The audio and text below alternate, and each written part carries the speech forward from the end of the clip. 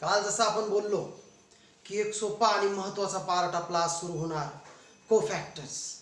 कोफॅक्टर या भागात तुम्हाला आपण डिटर्मिनंटची जी सॉल्विंग मेथड असती त्या सॉल्विंग मेथडच्या दरम्यान मिडल टर्मला मायनस का वापरला जातो ह्या भागाचं सुद्धा उत्तर मिळणार.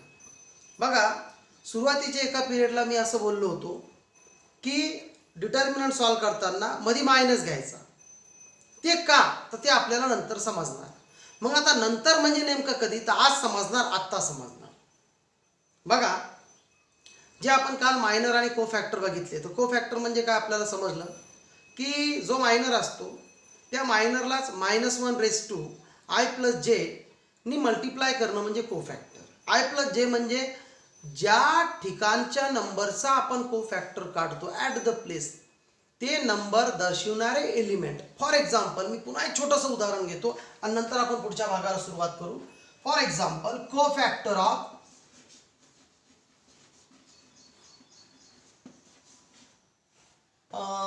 C32 घेऊ आपण.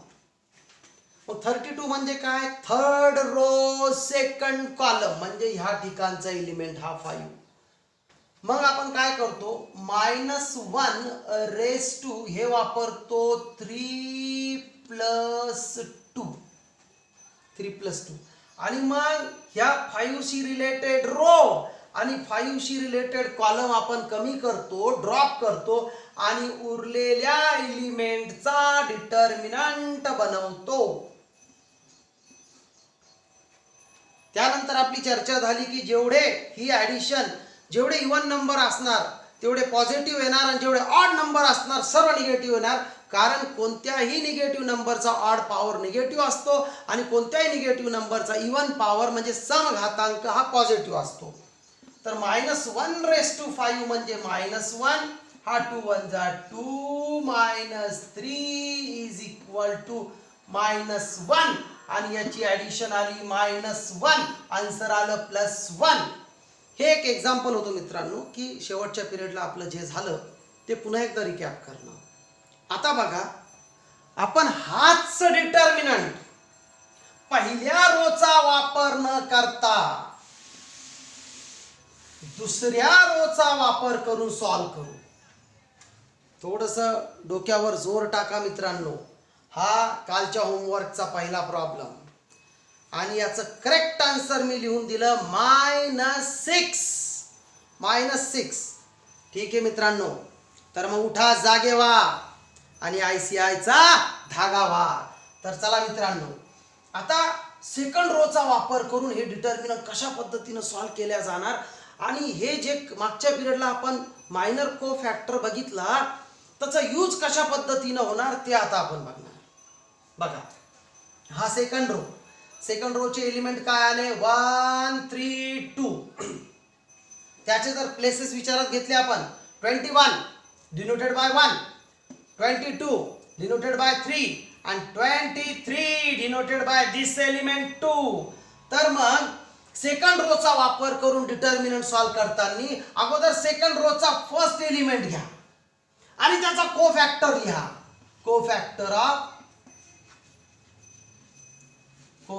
ऑफ 21. कोणत्या ठिकाणचा अंक आहे हा, 21. पुन्हा प्लस.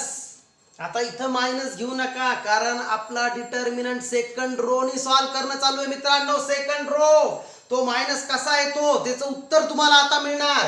हा घेतला प्लस, त्याच्यानंतर नंबर 2 चा एलिमेंट ह्याच रोचा 3 घेतला. आता 3 चा कोफॅक्टर ऑफ, मग 3 चा प्लेस काय, सेकंड रो सेकंड कॉलम म्हणजे कोफॅक्टर कुणाचा लागणार, C22 चा. सिमिलरली थर्ड एलिमेंट घ्या ह्याच रोचा, 1 झाला, 3 झाला, आता 2 आणि 2 चा कोफॅक्टर. तर 2 ची जी जागा आहे ती जागा कोणती मित्रांनो, 23. आन्सर तेच येणार, तुमचं सुद्धा आन्सर -6च येणार. मी तुम्हाला सेकंड रोनी हा डिटर्मिनंट कशा पद्धतीने सॉल्व केला जातो आणि आपण जे मायनर कोफॅक्टर बघितले त्याचा यूज करून आपण हे डिटर्मिनंट कसे सॉल्व करू शकतो हे सांगायलो. याचं उत्तर बदलणार नाही, उत्तर तेच येणार, फक्त आपण मेथड बदलली. सेकंड रो वापरायलो या ठिकाणी. सेकंड रो बघा काय झालं, आपण सेकंड रो वापरून हा डिटर्मिनंट सॉल्व करणार. म्हणजे सेकंड रोचा फर्स्ट एलिमेंट इथं लिहिला, नंतर सांगितलं त्याचा कोफॅक्टर, पुन्हा सेकंड एलिमेंट जो आहे 3 तो इथं लिहिला, त्याच्यानंतर त्याचा कोफॅक्टर, नंतर हा 2 इथं लिहिला, त्याच्यानंतर त्याचा कोफॅक्टर. मग आता बघा 1, आता त्याचा कोफॅक्टर ॲट द प्लेस ऑफ 21, म्हणजे त्याचा कोफॅक्टर आला -1 रेस टू 2 + 1. ही त्याची जागा दर्शवणारे एलिमेंट, रो अँड कॉलमची ॲडिशन. आणि ह्या 1चा रो आणि कॉलम जर डिलीट झाला किंवा इथून कमी केला तर उरणारे एलिमेंट 2, 3, 5, 4. सिमिलरली हे कंटिन्यू करत जा. आता हा 3 आपण लिहिणार, हा 3. मग पुन्हा कोफॅक्टर ऑफ 3, तर 3 ची जागा कोणती आहे? सेकंड रो सेकंड कॉलम, म्हणजेच -1 रेस टू 2 + 2. मग सेकंड रो आणि सेकंड कॉलम म्हणजे हा रो आणि हा कॉलम जर कमी झाला तर उरणारे 4 एलिमेंट कोणते? बघा मित्रांनो, हा रो हा कॉलम म्हणजे उरणारे 4 एलिमेंट 1 3 3 4, 1 3 3 4. सिमिलरली हा 2 ची जागा काय होती? 23 म्हणजे -1 रेस टू 2 + 3. आणि या 2 चा रो आणि कॉलम कमी करा, 1 2 3 5 उरणार, 1 2 3 5. म्हणजे ह्या कोफॅक्टरचा यूज आपल्याला अशा पद्धतीने डिटर्मिनंट सॉल्व करण्यासाठी होणार होता. म्हणून सुरुवातीला आपल्याला पुस्तकात प्रश्न विचारताना इंडिपेंडेंटली कोफॅक्टर विचारले. तसं C12चा कोफॅक्टर सांगा, C23चा कोफॅक्टर सांगा, C31चा कोफॅक्टर सांगा. पण वास्तविक प्रत्यक्षात त्याचा जो उपयोग आपल्याला केला म्हणजे करणं असतो, हा अशा पद्धतीने केला जातो. आणि आता आपण हे जे डिटर्मिनंट सॉल्व करून आन्सर येणार ते वापरणार. बघा मित्रांनो, -1 चा थर्ड पॉवर मायनस येणार म्हणून मी ते साइन इकडे वापरलं. ठीक आहे. आता डिटर्मिनंट सॉल्व करा. 4 2 जा 8, 5 3 जा 15 -15. हा +3. आता हा प्लसच येणार कारण -1 चा फोर्थ पॉवर, फोर्थ म्हणजे इव्हन संख्या आहे, समसंख्या आहे, आणि -1 चा फोर्थ पॉवर हा प्लस येणार म्हणून मी +3 ॲज इट इज वापरले. त्यानंतर 4 1 जा 4 आणि 3 3 जा 9 -9. पुन्हा हा -2. विचार करा कसं. 2 + 3 5, -1 चा फिफ्थ पॉवर मायनस येणार म्हणून हा प्लस मी मायनस केला. आता थोडंसं मी इथं थांबतो मित्रांनो. बघा, ज्या वेळेस आपण फर्स्ट रोनी हा डिटर्मिनंट सॉल्व करत होतो त्यावेळेस सेकंड एलिमेंट नंतर त्याचा ॲट द प्लेस येत होता 12. तर 12 म्हणजे -1 ची ॲडिशन काय येत होती? 1 + 2. आणि 12 ची ॲडिशन जी आहे, डिजिटची ॲडिशन, ही ऑड नंबर मध्ये मित्रांनो 3. आणि -1 चा ऑड पॉवर हा मायनस येत होता म्हणून फर्स्ट रोचा वापर करताना इकडं मायनस येत होता. आणि याच्या उलट किंवा याच्या विपरीत सेकंड रोचा वापर करताना मायनस हा सुरुवातीला आणि शेवटी येतो. कारण त्या ठिकाणी -1 चे जे पॉवर येणार आहे ते पॉवर हे ऑड नंबर्स आहे, ऑड. म्हणजे आता समजलं का हा मायनस का वापरला आपण? म्हणजे सुरुवातीला आपला कोफॅक्टर हा पार्ट झालेला नव्हता म्हणून मी एक शब्द वापरला जो गणितात शक्यतो कमीच प्रयोग करा, की तात्पुरतं तुम्ही हे मेमोराइज करा, पाठ करा. पण त्याचं वास्तविक कारण तुम्हाला ह्या ठिकाणी समजतं की आपण -1 चा जो पॉवर येत होता तो ऑड नंबर असल्यामुळं हा मायनस साइन येतो. म्हणजे सेकंड रोनी जर आपण डिटर्मिनंट सॉल्व करू तर सुरुवातीला मायनस आणि शेवटी मायनस येणार. मग आता पुन्हा तेच 5 1 जा 5, 5 1 5, 3 2 जा 6 -6. तुमचं आन्सर आलं -1. त्यानंतर 15 मधून 8 ला सबट्रॅक्ट करा, -7 प्लस 3. 9 मधून 4 सबट्रॅक्ट करा, -5 -2 -1. 7 1 जा 7, 7 1 7, -5 3 15 आणि बेक बे +2. 7 + 2 चे ॲडिशन करून टाका. 9 - 15. 9 - 15 इज इक्वल टू -6. हे पॉज करून लिहून घ्या. यानंतर पुन्हा मित्रांनो आपण हेच उदाहरण अजून दुसऱ्या किंवा आपण एक काम करू, सेकंड कॉलमचा वापर करून सॉल्व्ह करून बघू. म्हणजे ही जी डिटर्मिनंटची व्हॅल्यू असते ना मित्रांनो, ही कॉन्स्टंट असते. याला डिटर्मिनंटची व्हॅल्यू हा शब्द याच्यासाठी वापरला जातो की तुम्ही डिटर्मिनंटच्या तिन्ही रो किंवा तिन्ही कॉलमनी हा डिटर्मिनंट सॉल्व्ह करून जरी बघितला तरी एक कॉन्स्टंट असं उत्तर असतं, एक स्थिर असं उत्तर असतं, ते म्हणजे -6 आहे. म्हणून आपण या व्हॅल्यूला डिटर्मिनंटची किंमत किंवा डिटर्मिनंटची व्हॅल्यू असं म्हणतो. म्हणजे आता हळूहळू तुम्हाला समजायला लागलं की अरे वा, किती इंटरेस्टिंग पार्ट होत आहे की एक डिटर्मिनंट आपण 6 वेगवेगळ्या पद्धतीने सॉल्व्ह करू शकतो. अगोदर बऱ्याच विद्यार्थ्यांच्या मनात हे प्रश्न असतील की सर हा वनच का लिहायचा, मध्ये मायनस साईन का वापरायचा. आता समजतं की हा वनच नाही लिहायचा, तुम्ही कोणताही रो किंवा कोणताही कॉलम घेऊ शकता, आन्सर तेच येणार. बघा तुम्ही होमवर्कने हा प्रॉब्लेम सॉल्व्ह केला, तुमचा आन्सर सुद्धा -6 आहे. हा कालच्या होमवर्कचा प्रॉब्लेम आहे. मी आन्सर या ठिकाणी तुम्हाला हिंट म्हणून सांगितलं होतं. ठीक आहे, तर पॉज करून हे उदाहरण व्यवस्थित लिहून घ्या. आणि जरी आपण हे आता सेकंड कॉलमनी बघणार तरी तुम्ही वेगवेगळ्या पद्धतीने हे उदाहरण पुन्हा सॉल्व्ह करा. 6 मेथडनी हे उदाहरण सॉल्व्ह करा. तुमचा आजचा होमवर्क की फर्स्ट, सेकंड, थर्ड तिन्ही रो आणि तिन्ही कॉलमचा वापर करून तुम्ही हे एक उदाहरण 6 वेळेस सॉल्व्ह करणार. तर घ्या लिहून मग.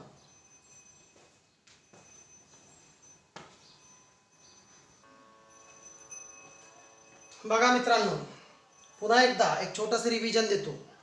बघा, ज्या विद्यार्थ्यांना हा पार्ट अजून सुद्धा एक थोडा अवघड किंवा तसं काही वाटत असलं तर तुम्ही एक काम करा, जे मी सुरुवातीला को फॅक्टर शिकवले ना त्याला पुन्हा रिवाईज करा. कारण एकदा को फॅक्टर नेमकं काय असतं ते समजलं ना तर हा भाग अवघड वाटायचा प्रश्नच निर्माण होत नाही. कारण को फॅक्टर म्हणजे असा काही मोठा गणिताचा भाग नाही आहे. तुम्हाला एक सरळ समजून घ्यायचं असतं की आपण ज्या नंबरच्या डिटर्मिनंटच्या ज्या नंबरचा आपण को फॅक्टर काढणं सुरू करतो त्याची जागा ज्या ठिकाणी असती ते जागा दर्शवणाऱ्या एलिमेंटची ॲडिशन ही -वरचा पॉवर घ्यायचा असतो आणि नंतर जसा मायनर असतो ते मायनर आपल्याला काढणं असतो, म्हणजे त्याचा रो आणि कॉलम ड्रॉप करून येणारी व्हॅल्यू. बरं चला, हेच उदाहरण आपण तेच कंटिन्यू करू. हेच उदाहरण आता आपण सेकंड रोचा वापर करून सॉल्व्ह करू मित्रांनो. सेकंड रो तर आपण सॉल्व्ह केला. आता आपण सेकंड कॉलम वापरू. हे मनाने वापरला, पण मी काय सांगितलं हे प्रॅक्टिस म्हणून आहे. नंतर तुम्ही ज्या विद्यार्थ्याकडे टेक्स्टबुक अवेलेबल आहे असतील किंवा ज्यांच्याकडे टेक्स्टबुक नाही आहे ते सुद्धा घाबरू नका. तुम्हाला ते सांगितलं जातं की using second column find the या इव्हॅल्युएट द डिटर्मिनंट. तुम्ही कोणत्याही रो कॉलमचा वापर करून हा डिटर्मिनंट सॉल्व्ह करू शकता. तर आता आपण वापरू सेकंड कॉलम. तर बघा, सेकंड कॉलम म्हणजे काय, 2 3 5 हा सेकंड कॉलम. मग सेकंड कॉलमचा पहिला एलिमेंट कोणता आहे, 2. त्याची जागा किती आहे, 12. म्हणजे फर्स्ट रो सेकंड कॉलम. तर को फॅक्टर ऑफ 12 हे मी मागच्याच उदाहरणातलं वापरलं. मग सेकंड कॉलमचा दुसरा एलिमेंट कोणता आहे, 3. कॉलम म्हणजे कोणता, 2 3 5. तर दुसरा एलिमेंट किती आहे, 3. तर मग 3 ची जागा किती आहे, सेकंड कॉलम सेकंड रो. या सेकंड रो सेकंड कॉलम 2 2. नंतर येणार 5 आणि को फॅक्टर ऑफ 5 म्हणजे काय, तर 5 ची जागा किती आहे, 32. 32. बघा, हा 2. नंतर को फॅक्टर ऑफ 12 म्हणजेच -1 + 2. हा 12 चा कॉलम आणि रो ड्रॉप करा. 1 3 2 4. 1 3 2 4. सिमिलरली हा घ्या +3. नंतर 3 ची जागा किती आहे ॲट द प्लेस 2 2 म्हणजे -1 + 2 त्याचा रो त्याचा कॉलम ड्रॉप करा उरले काय 1 3 3 4 1 3 3 4 फायनली शेवटी हा येणार 5 त्यानंतर कोफॅक्टर ऑफ 5 तर या 5 ची जागा काय तर थर्ड रो आणि सेकंड कॉलम म्हणजे -1 third row second column 3 2 drop करा तो रो कॉलम 1 1 3 2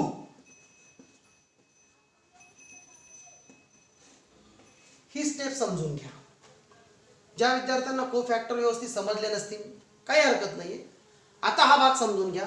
जर तुम्हाला या ठिकाणी हे व्यवस्थित समजलं की या ठिकाणी आपण सेकंड कॉलमचा वापर करून हे डिटर्मिनंट म्हणजे सॉल्व करायलो तर सेकंड रो हा 2 घेतला नंतर तो ज्या ठिकाणी आहे त्याचा कोफॅक्टर म्हणजे -1 + 2 फर्स्ट रो आणि सेकंड कॉलमचा तो एलिमेंट होता नंतर त्याचा कॉलम आणि रो ड्रॉप केल्यानंतर उरणारे एलिमेंट 1 3 2 4 सिमिलरली आपण ह्या 3 चं तेच केलं कॉलम रो आणि कॉलम ड्रॉप केल्यानंतर 1 3 3 4 शेवटी त्याच पद्धतीने म्हणजे अगोदर आपण हा एक एक भाग शिकलो समजून घ्या आणि आता त्याचा वापर बघायला.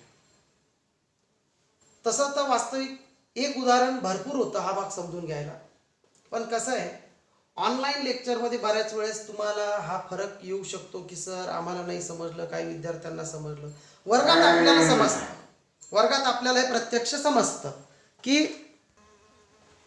तर बघा मित्रांनो आता तर या 3 व्हॅल्यू काय करू आपण आता एक छोटे छोटे कोफॅक्टर आहे असं समजून काढू. म्हणजे कसं बघा फॉर एक्झाम्पल हा 2 घेतला ॲज इट इज नंतर -1 चा 1 + 2 ची ॲडिशन 3 -1 चा थर्ड पॉवर म्हणजे क्यूब क्यूब म्हणजे ऑड नंबर ऑड म्हणजे मायनसचा पॉवर मायनस ठीक आहे म्हणजे याच्यामुळे फक्त हा साइन आला. आता हे डिटर्मिनंट 4 1 जा 4 3 2 जा 6 सिमिलरली -1 चा फोर्थ पॉवर -1 चा फोर्थ पॉवर 4 म्हणजे इवन नंबर इवन म्हणजे मायनस कोणत्याही मायनस संख्येचा इवन पॉवर ऑलवेज पॉझिटिव्ह म्हणजे हा आला +3 चा +3 आणि डिटर्मिनंटची व्हॅल्यू आली 4 1 4 3 3 9 -9 हे 4 1 जा 4 4 1 4 3 3 9 फायनली पुन्हा हा मायनस कसा -1 चा फिफ्थ पॉवर -1 चा फिफ्थ पॉवर ठीक आहे हे झालं 2 1 जा 2 -3 आन्सर आलं -2 -2 +3 -5 -5 -1 बघा मित्रांनो हे ॲडिशन सबट्रॅक्शन इतकं मुश्किल नाहीये तुम्हाला मेथड इम्पॉर्टंट आहे की नेमकं काय असतं कोफॅक्टर ते समजलं का -4 5 3 जा 15 पण एक साइन मायनस असल्यामुळं -15 पुन्हा मायनस मायनस हा +5 तुमचं फायनल आन्सर तुम्हाला मिळणार +5 +4 9 -15 पुन्हा तेच उत्तर मिळालं 6 आणि मोठ्या डिजिट मोठ्या नंबरचं साइन -6. तर मित्रांनो एक सोपा भाग या ठिकाणी आपण संपला असं समजू पण तरी सुद्धा सांगतो प्रॅक्टिस करा खूप इंटरेस्टिंग पार्ट आहे आणि प्रॅक्टिस करताना सुरुवातीला पहिलं उदाहरण असं सॉल्व करा की एक उदाहरण तिन्ही रो आणि तिन्ही कॉलमचा वापर करून सॉल्व करा आणि उत्तर कॉन्स्टंट असणार त्याचं येणारं उत्तर एकच येणार. मित्रांनो आता यानंतर जो पार्ट सुरू होणार डिटर्मिनंटचा सर्वात interesting part properties of determinant म्हणजे या ठिकाणी आपल्याला बऱ्याच अशा गोष्टी डिटर्मिनंटच्या लक्षात येणार इंटरेस्टिंग गोष्टी इंटरेस्टिंग पार्ट की शिकायला सुद्धा इंटरेस्ट येणार तुम्हाला. म्हणजे कसं एक एक्झाम्पल देतो आपण जर एखाद्या डिटर्मिनंटचे जे रो आहे ना ते रो चेंज करून जर कॉलम बनवले तरी सुद्धा त्या डिटर्मिनंटच्या किमतीत कोणताही बदल होत नसतो. ही प्रॉपर्टी आहे. If interchanging row to column और column to row then value remain unchange. बरं, पूर्ण रो न बदलता जर फक्त दोनच रो किंवा दोनच कॉलमची जागा जर बदलली ना तर काय होतं? तर डिटर्मिनंटची किंमत बदलत नाही मित्रांनो, फक्त त्या किमतीचं साईन बदलतं. म्हणजे जर मी हा कॉलम इथं आणि हा कॉलम जर इथं लिहिला ना, याचा आन्सर +6 येणार. तर एक इंटरेस्टिंग पार्टला आपण उद्या सुरू करू. तुमचं आता पहिलं काम, आतापर्यंत जे डिटर्मिनंट आपलं झालं ना त्या डिटर्मिनंटला रिव्हिजन देणं. जे विद्यार्थी थोडे उशिरा जॉईन झाले किंवा ज्या विद्यार्थ्याचं एखादं लेक्चरमध्ये ड्रॉप झालं, तुम्ही जे तुमचे मित्र वगैरे असतील त्यांच्याकडून ते रजिस्टर घेऊन तो पार्ट पूर्ण करा आणि पुन्हा एकदा याला एक रिवाईज करून एक रिव्हिजन द्या. तसं मी तुम्हाला सांगितलं ते साहजिक तुम्हाला हा पार्ट सोपा वाटणार. आणि येणारा जो आपला उद्यापासून जो पार्ट सुरू होणार किंवा पुढच्या पिरियडला जो पार्ट सुरू होणार, प्रॉपर्टीज ऑफ डिटर्मिनंट, खूप महत्त्वाचा भाग आहे मित्रांनो. ज्या विद्यार्थ्याकडे टेक्स्टबुक अवेलेबल असतील ते कृपा करून टेक्स्टबुक सोबत घेऊन बसा. आणि एक होमवर्क जर तुम्हाला लागत असला तर मी सांगतो, पहिल्या 2 प्रॉपर्टीज वाचून ठेवा, कारण आपण एका पिरियडला 2 ते 3 प्रॉपर्टीजचा अभ्यास करू. तर एक तुम्ही नुसती डेफिनेशन जरी वाचली तरी तुम्हाला येणाऱ्या पिरियडला त्याची मदत होणार. धन्यवाद.